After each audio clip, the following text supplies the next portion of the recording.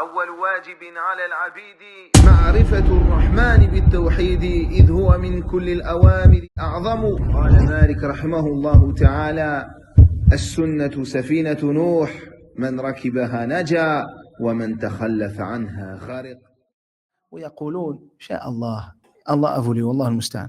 Le frère il m'a dit qu'il y en a peut-être certains qui voudraient aller faire l'odo. Du coup, Inch'Allah, je réponds aux questions maintenant. Puis pendant que ceux qui ont besoin de faire les ablutions, ils y aillent, Inch'Allah. Subhanallah. Que le frère, il nous rappelle une parole du cheikh Saleh Sindi, hafidhahullah ta'ala, où il dit l'ihtijaj bil qadar, le fait d'utiliser le qadar afin de délaisser les ordres d'Allah tabaraka wa ta'ala, c'est la méthodologie du fait de s'écarter ou de se dédouaner de toute responsabilité d'Allah tabaraka wa ta'ala, qu'Allah azza wa jal nous a donné. Or Allah azza wa jal, subhanallah, vous savez, qui nous a donné le libre arbitre et nous sommes responsables de nos actes. Nous serons questionnés dessus. Ensuite, le frère rentre dans est-ce que chaque nom implique un attribut d'Allah? Ça, on va détailler, Inch'Allah, normalement dans le livre. La plume a donc été créée avant le trône. Les actes des gens du paradis ont-ils été écrits? Ça aussi, normalement, oui, idhnillah, on va en parler ici. L'histoire de Yanis. Est-ce que parler avec le djinn, c'est permis? J'avais entendu qu'il n'était pas permis. Je n'ai pas parlé avec le djinn. Alhamdulillah, il n'y a aucune ruqya que j'ai dû faire et où j'ai parlé avec le djinn. Car le djinn, quand tu parles avec lui, il te dit des choses fausses, ou bien il essaie de t'effrayer, et si toi, il ne peut rien te faire, il va peut-être essayer d'effrayer la personne qui est à côté de toi. Ainsi, le laisser parler, ça ne sert à rien. Et surtout, lorsqu'il parle, il veut juste gagner du temps. Parce que lui, ce qu'il veut, il ne veut pas souffrir par la parole d'Allah Azza wa Jal. Toi, tu n'es rien, tu n'es qu'un être humain pécheur, comme celui à qui tu fais ruqya. Mais subhanallah, lui, il veut gagner du temps. Il veut que tu lui parles. Ah, tu viens d'où? Tu t'appelles comment? Et ton père et ta mère? Et pourquoi tu es là? Ah, tu n'as pas besoin de ça. Juste tu récites et tu demandes à Allah Azza wa Jal qu'il guérisse la personne. Et parfois, il arrive qu'il parle sans même que toi, tu veuilles parler. Comme un djinn, par exemple, un jour, qui a demandé à sortir. Si on lui ouvre la porte, il sort. Yani, t'es tellement désespéré qu'il a voulu montrer aux gens qu'il allait sortir. Et subhanallah, en réalité, il voulait que tu lui obéisses, même dans le fait d'ouvrir une porte, ne lui obéis pas. Ouvre la porte et je sors. Subhanallah. Sors, on n'a pas besoin que on ne parle même pas avec toi. Yani, on n'a pas besoin de parler avec. Mais des fois, il se montre la peur. Wallah, il n'y a pas plus peureux que ça. Les gens qui sont touchés par des mots comme ça, Allah qu'ils sachent que ce sont des peureux, que ce sont des gens, des créatures qui ont peur. Alhamdulillah, il y a nos frères parmi eux, les musulmans, qu'Allah les honore par le paradis et la guider et par le bien dans la vie d'ici-bas et dans l'autre. Et il y a les mécréants parmi eux et ceux qui font le mal. Et eux, wallahi, ce sont des personnes qui ont peur. Et dire maître de ton destin, est-ce une erreur? Dire maître de ton destin, ici, comme on voit, c'est Allah Azza wa Jal qui a écrit toutes choses et qui a prédestiné toutes choses. Le fait de dire maître de ton destin, dans le sens qui est utilisé actuellement à travers les films, les séries, les jeux, etc. Vous savez très bien quel est le sens. Subhanallah, les gens, par exemple en France, ou même à notre époque, ils ont grandi avec des films où on te dit tu es l'élu, tu es celui qui est doté de pouvoir que personne n'a, tu es le fils d'un tel ou je ne sais quoi. Et subhanallah, tu es celui qui est maître de ton destin, lève-toi. Ils inculquent des fausses croyances. Et après, même quand malheureusement, des fois, il est dans l'islam, il a encore des traces de ça. Et il pense que c'est l'élu, que c'est, subhanallah, qu'il va révolutionner tout, qu'il va être le meilleur dans tout, que c'est lui que les gens attendaient. Et le fait de s'éloigner de ça, ça t'apprend aussi la modestie. Ces mots-là sont des mots qui ne sont pas à utiliser vu le contexte actuel. Bien qu'au niveau linguistique, cela, comme vous savez, peut contenir les deux. Wallahu a'lam. On le recule si tu veux, comme tu veux. C'est toi l'imam, hein. Tu choisis.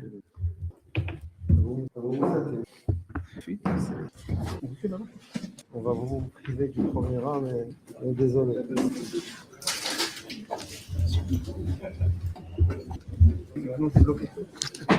Tiens, ça aussi. Je coupe le son. Allume ton micro. Il est allumé. Et celui-là, tu peux le faire quand tu veux, si tu veux le rapprocher plus. Ouais, j'aimerais bien. Assalamu alaikum wa rahmatullahi wa barakatuh. Bismillahir rahmanir rahim. Wa salatu wa salam ala nabiyyina Muhammad wa ala alihi wa sahbihi wa sallam. On continue, Inch'Allah, dans l'explication de ce livre. وكذلك أردت أن أفيد البعض الذين لا يفهمون اللغة الفرنسية أن شيخنا خالد عثمان حفظه الله تعالى سيلقي محاضرة بإذن الله كاملة باللغة العربية فتستفيدون من هذه المحاضرة. فهو شيخنا وعالم من العلماء الذين لا نزكي على الله أحدا ولكن نحبه ونفضله علينا، فسيفيدكم بإذن الله باللغة العربية، ونكتفي بها الآن، وسنترجم للذين لا يفهمون اللغة العربية بعد، الناطقين باللغة الفرنسية بعد إن شاء الله. فستستفيدون بإذن الله تعالى من هذه المحاضرة، فاصبروا قليلا معي باللغة الفرنسية. فالقصد في هذا الشرح أن أفيد القوم الذين هم يعيشون في هذه البلاد ولا يفهمونها، فاصبروا لهم، وكذلك لكم حظ كبير بإذن الله بعد قليل، فأبشروا وفقكم الله. Bismillah, alhamdulillah. Donc nous étions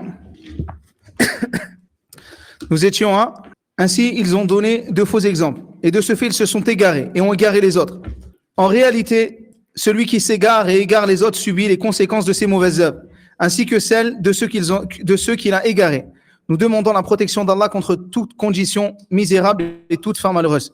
Les gens de la sunna et du consensus ont suivi une croyance qui est le juste milieu entre le Jabriya et le Qadariya, en affirmant à Allah la prédestination et le décret divin, et que tout ce qui se passe dans l'univers est soumis au décret divin et à la prédestination, qu'il s'agisse du bien, du mal, de l'obéissance ou de la désobéissance.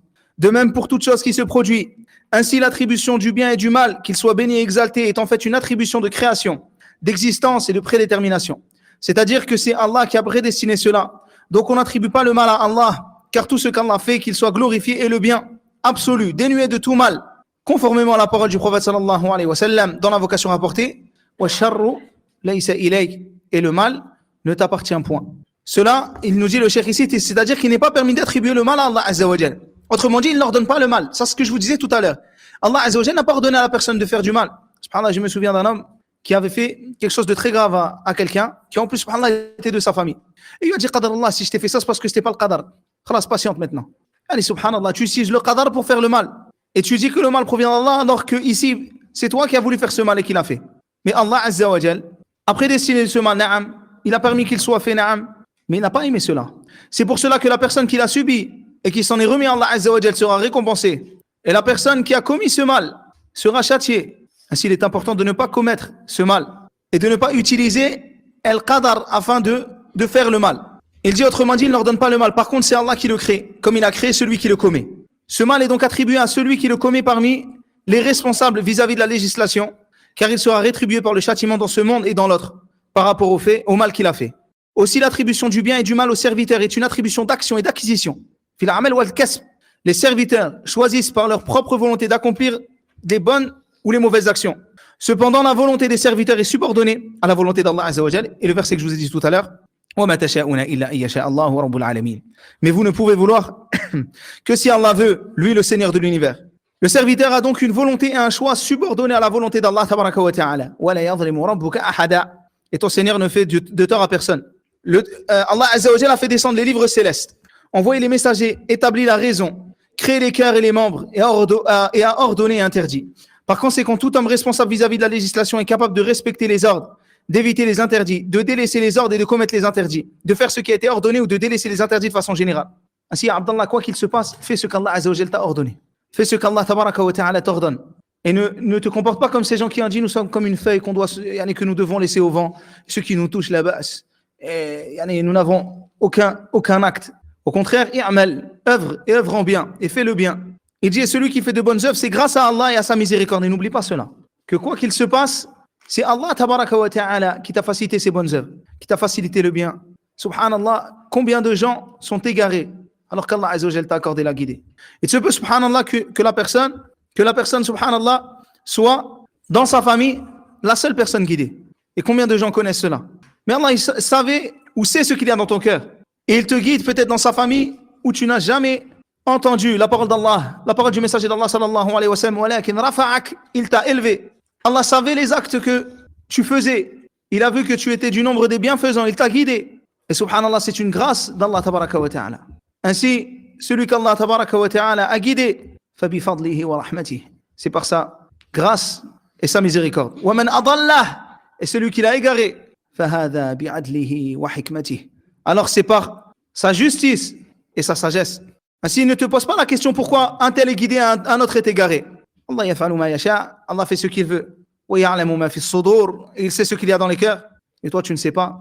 Ainsi, subhanallah, combien de personnes Allah Azza wa Jalla les a guidés du bien qu'ils ont fait. Et souvent, subhanallah, je dis cela aux gens qui me posent la question comment faire pour être guidé? Comment faire pour savoir qui écouter, qui ne pas écouter? Comment faire pour suivre le bon chemin, être sur un bon manhaj, être sur une bonne méthodologie, une bonne croyance? Subhanallah, cette affaire, wallah, hada tawfiq min Allah Azza wa Jal. C'est une grâce de la part d'Allah tabaraka wa ta'ala qu'il t'a facilité vers cela. Comment faire, ya Abdallah? La première des choses que tu fais, c'est la crainte d'Allah tabaraka wa ta'ala lorsque tu es seul, lorsque tu es accompagné, lorsque tu es dans ta chambre le soir, ou lorsque tu es éprouvé. Le fait que tu reviennes à Allah tabaraka wa ta'ala wa tattaqi, que tu le craignes, que tu fasses le bien. Il se peut qu'Allah Azza wa Jal te guide pour ce voisin que tu as aidé. Il se peut qu'Allah tabaraka wa ta'ala te mette et te raffermir sur cette sunna et t'éloigne des égarements par cette personne que tu as sauvée, par ce bien que tu as fait, qui était totalement désintéressé. Allah ya'lam ma fi qalbik, Allah il sait ce qu'il y a dans ton cœur, il te guide. Ainsi, subhanallah, il se peut que cet animal à qui, wallah, tu as donné à boire dans un désert, ou cette personne à qui tu as tendu la main seulement pour Allah, soit la cause du fait que tu as découvert la sunna du messager d'Allah sallallahu alayhi wa sallam, que tu sois fermement ancré sur elle, quelles que soient les innovations qui peuvent te toucher. Soit la cause peut-être qu'Allah Azza wa Jalla corrige tes comportements, t'éloigne des péchés. Certaines fois, certaines personnes sont touchées par le mal de leurs propres âmes. Ils font des choses, des péchés. Fais le bien. Il se peut que ce bien-là soit la cause de ta guidée. Et n'oublie jamais, ya Abdallah, que ton cœur, entre les mains d'Allah tabaraka wa ta'ala, il fait ce qu'il veut. Et il le retourne comme il veut. Wal qalb a été appelé cœur parce que justement, il y a un qalib. Il se retourne. Ainsi, n'oublie pas cela, de faire le bien à chaque instant pour Allah tabaraka wa ta'ala. Et c'est la première des causes de ta guidée. La recherche de la satisfaction d'Allah tabaraka wa ta'ala. Après, bien sûr, c'est cette crainte d'Allah dans ta vie de tous les jours qui va t'emmener vers savoir qui écouter, comment, quoi, commencer par quoi, la méthodologie. C'est tout cela qui va t'emmener. Et tu vois des gens qui étaient égarés et qui se retrouvent guidés et Allah Azza wa Jalla les a instruits. Et tu vois des gens qui ne craignaient pas Allah tabaraka wa ta'ala et malgré le fait qu'Allah Azza wa Jalla leur ait facilité même la connaissance, ils se sont égarés. Ainsi, fais attention à ton cœur. Avant toute chose, fais attention à ton cœur. Il dit, celui qui fait de bonnes œuvres, c'est grâce à Allah et à sa miséricorde, puis par son œuvre et son acquisition.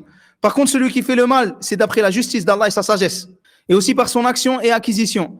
La rétribution sera en fonction de cela. L'obéissant sera récompensé, tandis que le désobéissant mérite le châtiment. Les désobéissants sont de deux types. Le premier, les désobéissants qui ont mécru d'une mécréance majeure, ou les hypocrites d'une grande hypocrisie, touchant à la croyance, ou les associateurs qui ont commis un acte parmi ceux du shirk, al-akbar, l'association majeure, ou les athées dans l'athéisme fait sortir de l'islam. Ceux-ci ont comme punition de demeurer éternellement dans l'enfer. Et la désobéissance parmi les monothéistes d'un moindre degré que les précédents, qui sont sujets à la volonté divine. S'il veut, il leur pardonne et ne les punit pas pour leurs péchés en les exemptant de l'enfer. Et s'il veut, il les châtie en fonction du crime qu'ils ont commis. Puis leur destination est certainement le paradis, conformément au texte coranique et prophétique, parmi lesquels figure la parole du prophète sallallahu alayhi wa sallam. Mon intercession sera pour ceux de ma nation qui ont commis les péchés majeurs. Allah a autorisé à l'intercesseur d'intercéder à celui en faveur de qui on intercède de recevoir l'intercession, comme dans le long hadith de Ash-Shafa'ah. Wallahu a'lam. Ainsi, subhanallah, la désobéissance, elle peut être comme il dit ici, les désobéissants qui ont mécru du mécréance majeure, ce qui relève du shirk al-akbar, ce qui devait sortir de la religion d'Allah tabaraka wa ta'ala, wa huwa kufrun mukhrijun min millati al-islam. Le kufr qui te sort de la religion d'Allah tabaraka wa ta'ala. Wal munafiqun alladhina yudhhiruna al-islam wa yukhfuna al-kufr. Ou les hypocrites qui montrent l'islam et qui cachent la mécréance. Ainsi, il se peut, subhanallah, que ce péché-là que tu as fait, même que tu penses être simple, soit un péché, subhanallah, tellement grand. Parmi ces péchés-là, que les gens ont négligé as-salah. Combien de jeunes ne prient pas? Combien de gens ont délaissé la prière? Et il te suffit comme peur de savoir que les savants ont divergé sur le fait que tu sois mécréant ou non. Et que beaucoup de savants, et qui viennent avec des preuves du messager d'Allah, des salafs, des prédécesseurs, voient justement que la personne qui a délaissé la prière est un mécréant. Au point, subhanallah, que si le mariage a été fait avec une personne qui ne prie pas, ils refont le contrat de mariage. Parce qu'ils considèrent que le contrat n'est pas valable. On appelle shubha. Et la personne, elle n'est pas le mariage ou le rapport qu'il y aura eu entre l'homme et cette femme sera un rapport qui sera d'une shubha, d'une ambiguïté qui les a touchés. Ils ne seront pas dans le péché, mais ils refont le contrat. Regardez, subhanallah, ce que ça implique. Ceux qui voient la mécréance de cette personne-là, ça implique le tafriq entre lui et sa femme. Parmi les savants que vous connaissez, vous pouvez entendre plein de fatwas sur ce sujet. Il vous dit clairement, soit le mari est pris, soit khalas. La femme n'a plus rien à faire avec. Cheikh Saleh Al-Fawzan, le mufti d'Arabie, à l'heure actuelle. L'affaire, elle est grave, les frères. La prière, ne la lâche pas. Même une prière ne la retarde pas de son temps. Tu retardes ta prière de ton temps, tu commets cet acte de mécréance. Hatta, la seule prière, une prière ne le fait pas. وقدر الذنوب. Mets les péchés à leur juste valeur. Certains, ils voient ça gravissime quand tu fais telle chose ou telle chose parmi les choses interdites dans la vie d'ici-bas. Ils te disent la loi, c'est grave, c'est la loi. Et quand c'est la loi d'Allah Azza wa Jal, alors qu'est-ce qu'ils font? Ils trouvent que c'est pas grave. Et ça, je vous dis ça pourquoi? Parce que combien de gens sont éprouvés, par exemple, par le travail, sans salat, sans prière. Ils délaissent leur prière. Ils sont touchés par ça, parmi les jeunes. Ils se retrouvent à avoir de l'argent qu'il a acquis dans la désobéissance à Allah tabaraka wa ta'ala. Un temps qu'il a donné dans la désobéissance à Allah tabaraka wa ta'ala. Il faut que la personne, elle sorte de cela, qu'elle se réveille, qu'elle ne reste pas sur cela. Et subhanallah, va-t-elle rencontrer Allah tabaraka wa ta'ala avec ce péché d'avoir délaissé la prière? Et quand l'ange de la mort va venir retirer son âme, est-ce que cette personne, lorsqu'elle sera questionnée, qui est ton Seigneur, elle dira Allah? Qui est ton messager? Elle dira Muhammad sallallahu alayhi wa sallam, ou bien elle dira la adri, je ne sais pas. Est-ce qu'un de nous, barakallahu fikum, c'est ou la certitude qui va dire Allah wa Rasulullah sallallahu alayhi wa sallam? S'il est important de mettre les péchés à leur juste valeur, de ne pas négliger cela. Et les désobéissants, la désobéissance tout entière, elle est gravissime. La désobéissance tout entière, elle peut t'emmener, elle peut t'emmener vers des catastrophes dans la vie d'ici-bas et dans l'autre. Même la désobéissance qui ne fait pas sortir l'islam, écarte-toi-en. Surtout les grands péchés. Et tout le monde fait des péchés. Les grands, des petits nains. Mais les grands péchés, on doit s'en écarter au maximum. Ne pas les commettre. Et même ces petits péchés que tu vois vains, sont en réalité des traces dans ton cœur qui te touchent et qui le pervertissent. Et cela après se répercute dans tes comportements, avec les gens, avec ta famille, se répercute dans l'ensemble de ta façon de penser, jusqu'à ce qu'en réalité, tu vois, tu entends, mais ce n'est pas ta vue qui est voilée, ce n'est pas tes oreilles qui sont bouchées et qui sont obstruées, mais en réalité, c'est ton cœur qui est voilé. Car tu vois et t'entends, mais en réalité, Wallahi la tara, wa la tasma', la tubsir, wa la tasma'. Tu ne vois pas et tu n'entends pas. Wa qalbuka a'ma, et ton cœur est en réalité aveugle. Ainsi, il est important de les délaisser l'ensemble des péchés, comme rapporte Ibn Rajab parmi les paroles des salafs. Laisse les grands et laisse les péchés, les grands comme les petits, c'est ceci la piété. Et sois comme une personne qui marche sur des ronces, elle fait attention là où elle met les pieds. Ne néglige aucun petit péché. Car certes les montagnes sont faites de cailloux. Elle dit quoi? Les anges, il a créé des créatures par sa volonté sans en avoir besoin. Ça, subhanallah, la yahtaj. Allah Azza wa Jalla ne crée pas, il a besoin. Ceux qui ont cru qu'il y a une divinité créée et qu'elle a besoin, c'est comme les polythéistes parmi les Grecs, par exemple, qui eux pensaient justement que leur divinité, ils ont besoin d'être adorés. Mais Allah Azza wa Jalla n'a pas besoin de notre adoration. Allah Azza wa Jalla, il a créé les créatures par sa volonté, bila haja, il n'a pas besoin d'eux. Il, exalté soit-il, a créé tous les anges pour lui obéir et leur a originellement donné la nature de l'adorer. Il n'y a pas d'ange désobéissant. Iblis est un djinn et ce n'est pas un ange. Il n'en est parmi eux qui par sa puissance porte le trône, tandis que d'autres autour de son trône le glorifient et d'autres exaltent sa gloire. Il a ainsi cherché certains d'entre eux afin qu'ils soient des messagers vers ses messagers, et d'autres font ce qu'il leur ordonne. Et tous les anges obéissent à Allah tabaraka wa ta'ala.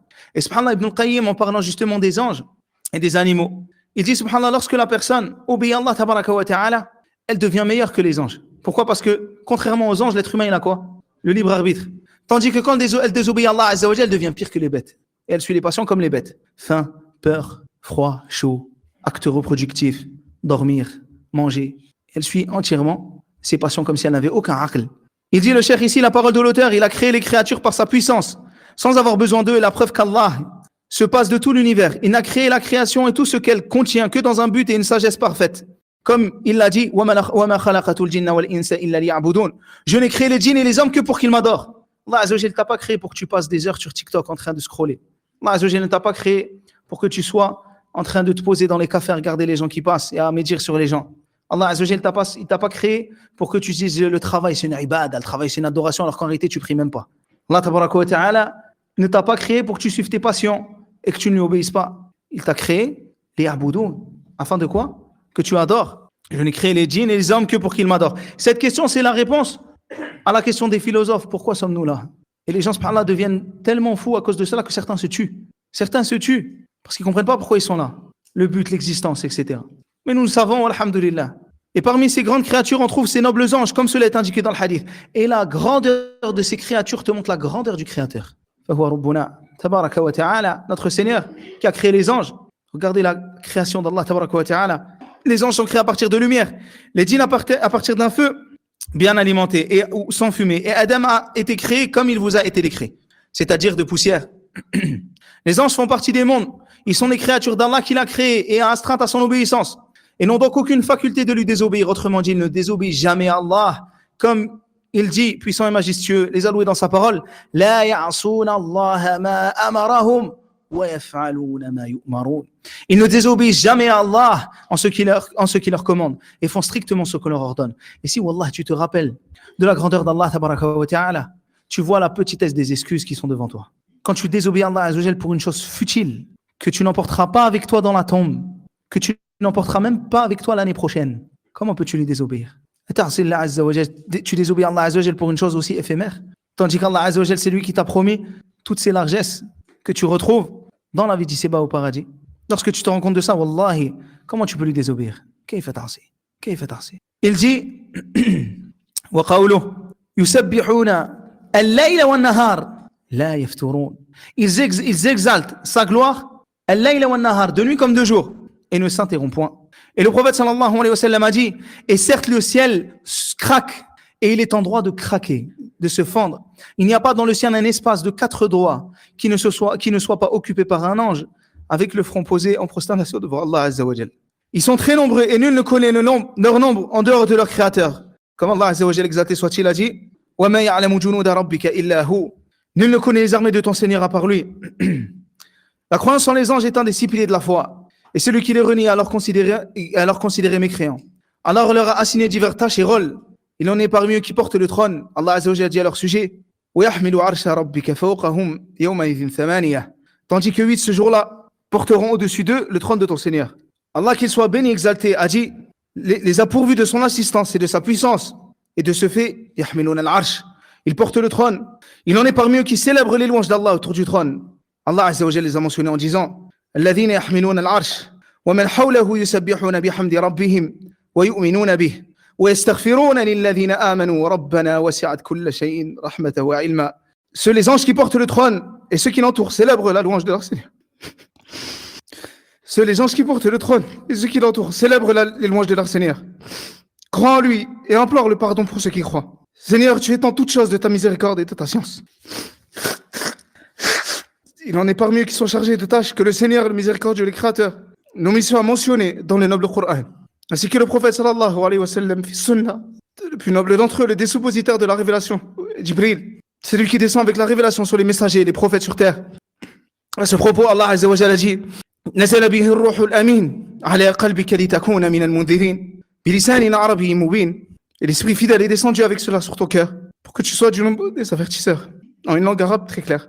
Il dit قل نزله روح القدس من ربك بالحق ليثبت الذين آمنوا وهدى وبشرى للمسلمين. Dit c'est le Saint-Esprit, Jibril, qui t'a fait descendre de la part de ton Seigneur en toute vérité afin de raffermir la foi de ceux qui croient, ainsi qu'à guider une bonne annonce pour les musulmans. Il est authentiquement rapporté que le prophète sallallahu alayhi wa sallam a dit à Jibril, qu'est-ce qui t'empêche de nous rendre visite puisque tu ne le fais? C'est alors que descendu le verset suivant, وَمَا تَنَزَّلُ إِلَّا بِأَمْرِ رَبِّكَ لَهُ مَا بَيْنَ أَيْدِينَا وَمَا خَلْفَنَا وَمَا بَيْنَ ذَلِكَ وَمَا كَانَ رَبُّكَ نَسِيًّا رَبُّ السَّمَاوَاتِ وَالْأَرْضِ وَمَا بَيْنَهُمَا فَاعْبُدْهُ وَاسْتَبِرْ لِعِبَادَتِهِ هَلْ تَعْلَمُ لَهُ سَمِيًّا. Nous ne descendons que sur ordre de ton Seigneur, à lui tout ce qui est devant nous, tout ce qui est derrière nous, et tout ce qui est entre les deux. Ton Seigneur n'oublie rien. Il est le Seigneur des cieux et de la terre et de tout ce qui est entre eux. Adore le don dans son adoration. Lui connais-tu un homonyme? C'est-à-dire qu'aucune de ces créatures ne lui ressemble ou n'est pareille à lui. Il n'en est parmi eux qui est chargé de la pluie et des plantes. C'est Mikaïl. Pas une goutte ne tombe sans qu'il ne la régisse, suivant la volonté et l'ordre d'Allah, exalté soit-il. De même, pas une plante ne pousse sans que Mikaïl, ce noble ange, ne la régisse. Il en a parmi eux qui est chargé de souffler dans la trompe, c'est Israfil. Il a créé la trompe, qui est une corde dans laquelle on souffle. Et a ordonné à Israfil d'y souffler lors de l'événement de l'heure. À ce moment-là, Israfil soufflera 3 souffles. Le souffle de la terreur, le souffle du foudroiement de la mort, et le souffle après lequel les gens se tiendront debout devant leur Seigneur de l'univers, c'est-à-dire le souffle de la résurrection. Il en est parmi ceux qui sont chargés d'interroger les gens dans la vie, tel Barzakh, qu'ils soient dans les tombes ou ailleurs. Celui qui meurt sera interrogé dans sa tombe, comme cela est confirmé dans l'ahadith authentique. De même, celui qui n'a pas été enterré sera certainement interrogé. Il n'y a aucune différence entre ce cas et celui-là. Car Allah est capable de toutes choses. Il sera réjoui sans aucun doute si on lui inspire la bonne réponse. ou il sera châtié s'il ne peut pas répondre, conformément à ce qui est clairement rapporté dans le hadith d'Al-Bara ibn Azib. Il y a parmi les nobles scribes qui demeurent avec chaque individu majeur. Il consigne par écrit les actes et les paroles des gens. Il les enregistre à partir de la tablette préservée. Leurs actions ne sont aucunement différentes de ce qui a été décrit sur la tablette préservée. Plutôt, tout ce qu'ils ont fait ou dit est totalement identique à ce qui se trouve dans Al-Lawh al-Mahfouz. Pour cela, Allah tabaraka wa ta'ala, ce que je vous ai dit tout à l'heure, هذا كتابنا ينطق عليكم بالحق إنا كنا نستنسخ ما كنتم تعملون. Voici notre livre. Il part de vous en toute vérité, car nous enregistrons tout ce que vous faisiez. L'enregistrement et la transcription à partir de l'original, qui est la tablette préservée. وَكُلُّ شَيْءٍ أَحْصَيْنَاهُ فِي إِمَامٍ مُبِينٍ. Et nous avons dénombré toutes choses dans un registre explicite. Et comme je vous disais tout à l'heure, cela montre que rien ne sort de Al-Lawh al-Mahfouz. Rien ne sort de Al-Lawh al-Mahfouz. Et tu ne peux pas échapper à la prédestination d'Allah tabaraka wa ta'ala. Il en est parmi ceux qui sont chargés du paradis. Ils sont les gardiens du paradis. À leur tête, Ridwan, qui est mentionné dans le hadith comme le gardien du paradis. Allah est parmi eux qui sont les gardiens de l'enfer, et à leur tête, Malik, Allah a mentionné dans le Coran, وَنَادَوْا يَا مَالِكِ لِيَقْضِيَ عَلَيْنَا رَبُّكَ قَالَ إِنَّكُمْ مَاكِثُونَ. Et ils crieront, Ya Malik, que ton Seigneur nous achève. Il dira en vérité, vous êtes pour y demeurer éternellement. Il y a parmi eux les anges qui parcourent la terre à la recherche des cercles d'évocation d'Allah. L'évocation est un terme général qui englobe la récitation du Coran et le tasbih, le fait de dire Subhanallah, le fait de dire Alhamdulillah, le fait de dire La ilaha illallah, le fait de dire Allahu Akbar. Il englobe également l'acquisition de connaissances concernant la religion d'Allah, comme les assises de sciences d'aujourd'hui. Et c'est une grâce de la part d'Allah, tabaraka wa ta'ala, wallahi, le fait que des milliards de personnes se réunissent dans le péché et dans le mal. Tandis qu'Allah Azza wa Jal faddalana, il nous a facilité afin de quoi? De nous réunir dans les assises de bien, où nous faisons le bien. Walhamdulillahi rabbil alamin. وهذا برحمة الله تبارك وتعالى وبمنه وكرمه. Cela vient de la miséricorde d'Allah Azza wa Jal, de sa grâce sur nous. Wallahi, il est impératif que nous le remercions pour cela. La waffaqaka Allah ila al-ibada. Si Allah Azza wa Jal t'a facilité l'adoration, alors que tu vois que tu rentres dans le hadith du message d'Allah sallallahu alayhi wa sallam qui dit Al-Ghuraba, les étrangers, ce sont ceux alladhina yuslihun, qui font le bien, inda fasadi nas, lorsque les gens font le mal, lorsque les gens se corrompent. Alors, wallahi, tu te dois de remercier Allah Azza wa Jal. Il dit et aussi la connaissance de ses obligations. Il englobe également l'acquisition de connaissances concernant la religion d'Allah, et par-dessus tout de la grande connaissance qui est la connaissance d'Allah, de son entité, de ses noms et ses attributs, ce qu'on est en train de faire ce soir. La première des choses que tu dois apprendre, ya Abdallah, après la langue arabe, c'est l'aqida. Et je vais même plus loin. Avant même la langue arabe, c'est l'aqida. Et pendant la langue arabe, c'est l'aqida. C'est pas parce que tu apprends la langue arabe que tu dois te couper de l'assise des savants. Ceux qui ont fait cela, khasiro, ils ont vraiment certes tout perdu. Lorsque nous étions en Égypte, il y avait différents types de personnes. Des gens qui, lorsqu'ils apprenaient la langue arabe, jamais ils s'asseyaient chez les mashayikh. D'autres qui s'asseyaient souvent et qui ne faisaient pas d'efforts dans la langue arabe. Et d'autres qui faisaient les choses sur le juste milieu. Ils s'asseyaient chez les savants et ils faisaient la langue arabe. Parce que la langue arabe, barakallahu fik, quand tu t'assois chez le savant, tu vas développer ta langue, tu vas apprendre. C'est une des causes où tu apprends aussi la langue arabe. En plus de prendre de son comportement, de ses bons caractères, de prendre de la science, tu prends aussi de sa langue. Wallahi, combien de personnes tu peux voir lorsqu'elles ont étudié auprès des gens de science, que lorsqu'ils parlent, ils te rappellent un tel parmi eux, ou un tel parmi eux, ou un tel parmi eux. Il a pris de sa langue et de son comportement. Ainsi, il est important de mêler à son apprentissage de la langue arabe dès le début, même avant l'apprentissage des assises, le fait de prendre, d'acquérir la science auprès des gens de science. Et cela, wallahi, commence par ton pays. Ainsi, à chaque fois, je le répète, n'est pas semblable celui qui était en France et qui s'est assis auprès de ceux qui ont appris la science auprès des savants. Il se peut que ce soit des étudiants même français, et qu'Allah, il y ait parmi eux des gens qui sont semblables ou meilleurs que certains même qui soient au bled. Et wallahi, j'en connais. Et je ne veux pas citer leur nom parce que je sais qu'ils n'aimeraient pas l'éloge. Mais que certains, même au bled, c'est des étudiants et tout, on les voit, les Marocains, les Algériens qui sont avec nous, les Tunisiens. Wallahi, c'est la même chose, les frères. Il y a des gens parmi nous en France, alhamdoulilah, qui sont profitables comme d'autres étudiants qui sont d'autres nationalités. Mais subhanallah, certaines personnes disent non, moi je ne prends pas. Ainsi n'est pas semblable celui qui a déjà pris de ça de la personne qui a étudié auprès des savants et celui qui part comme ça où il peut être lâché, on va dire lâché dans la nature, par exemple en Égypte, ou lâché dans la nature, par exemple dans un pays sans avoir déjà des bases, des fondements. Il connaît son manhaj, il connaît sa aqida. Celui qui aura appris avant, lorsqu'il va être là-bas, alhamdoulilah, ça va être nour ala nour, lumière sur lumière. Mais souvent il y en a, ils prennent pas, quand ils sont en France, ils prennent que quand ils partent, ils s'assoient chez n'importe qui par la suite. Mais c'est pas ça qui t'est demandé, profite de là où tu peux prendre, accroche-toi. Et quand tu trouves meilleur, accroche-toi à meilleur. Ne te dis pas d'aller voir l'étudiant Foulen alors que tu as Cheikh Abdelrazak Al-Badr à côté. Il y en a des fois, ils font ça. Non, accroche-toi au savant. Mais subhanallah, ne néglige pas la chance que tu peux prendre. Il dit ainsi que celui qui réalise le tawhid a fait réaliser la grande connaissance. Et on ne peut réaliser le tawhid à moins que l'on comprenne bien le sens des textes se rapportant au tawhid dans le Coran et la Sunna. Et qu'on comprenne ce qui annule le tawhid et que l'on mette cela en application. Non, tu ne vas pas apprendre la fin de ta langue arabe pour savoir ce qui annule ton tawhid, pour savoir les bases de ta religion. Mohammed ibn Abdel Wahhab a dit quiconque a réalisé le tawhid entrera au paradis sans jugement ni châtiment. Quiconque a réalisé le tawhid rentrera au paradis sans jugement ni châtiment. Cela, et ça, regardez, fadlu la ilaha illallah.